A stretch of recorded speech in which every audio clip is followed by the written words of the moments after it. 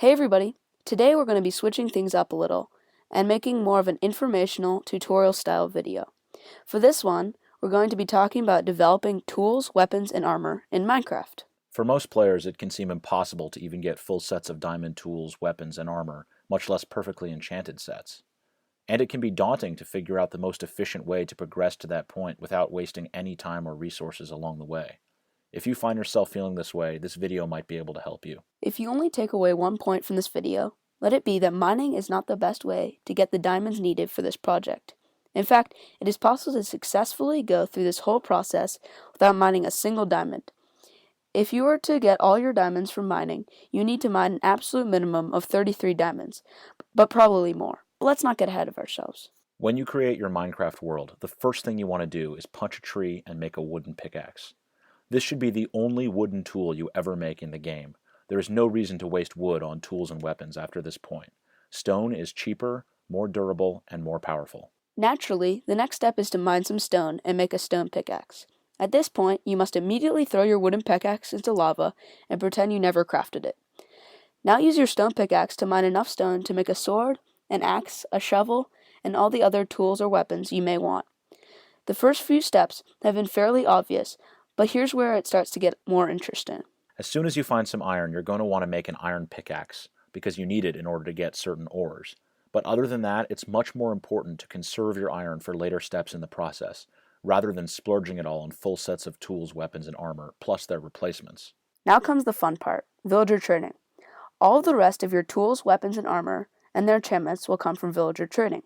Essentially, once you master villager trading, you'll be able to turn items that you can easily mass produce to rare, important, and useful items that are otherwise quite difficult to obtain. There are 4 key villagers that you'll need for this project: the librarian, the toolsmith, the weaponsmith, and the armorer. It can take sorting through dozens of villagers to get the ones that will offer the best possible combinations of trades, so you'll probably need to set up a villager breeder, which you can learn about in any number of other tutorials. In the recent 1.14 update, villager mechanics have been changed, such that in order to create the 4 villagers you need, you'll need to craft the following 4 items: a lectern, a smithing table, a grindstone, and a blast furnace. Placing these items down near villagers will turn unemployed villagers to each of the 4 types we mentioned above. The lectern creates a librarian, the smithing table creates a toolsmith, the grindstone creates a weaponsmith, and the blast furnace creates an armorer.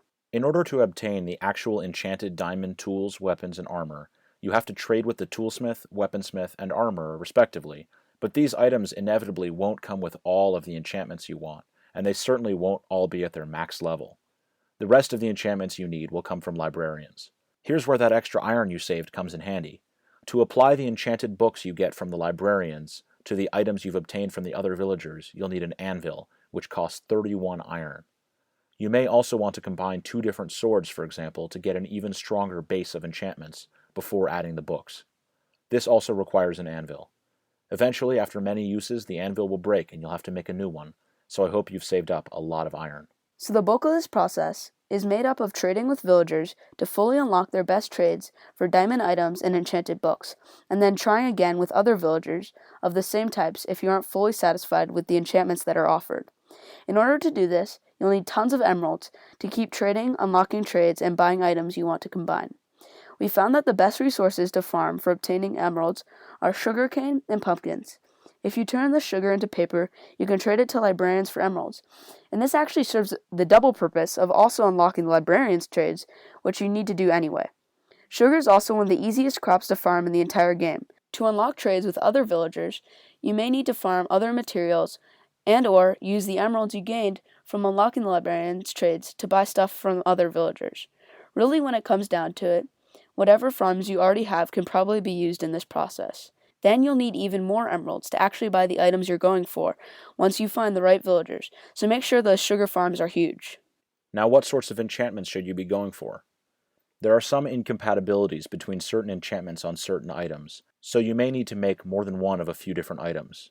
For starters, you'll want 2 diamond pickaxes. Both will be enchanted with max efficiency on breaking and mending, but one will have fortune and the other will have silk touch.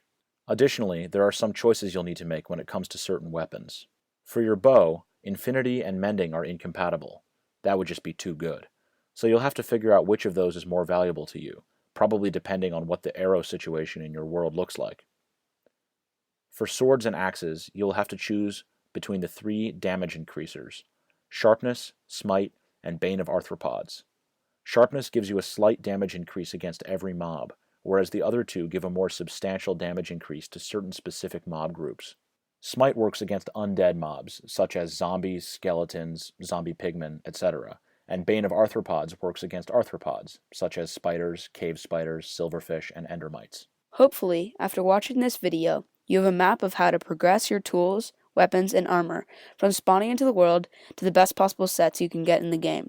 Feel free to keep up with our Survival Let's Play series to see us going through this process in detail, making all these decisions for ourselves, and more. That's all we've got time for today. Thanks for watching, and we'll catch you back in our next video.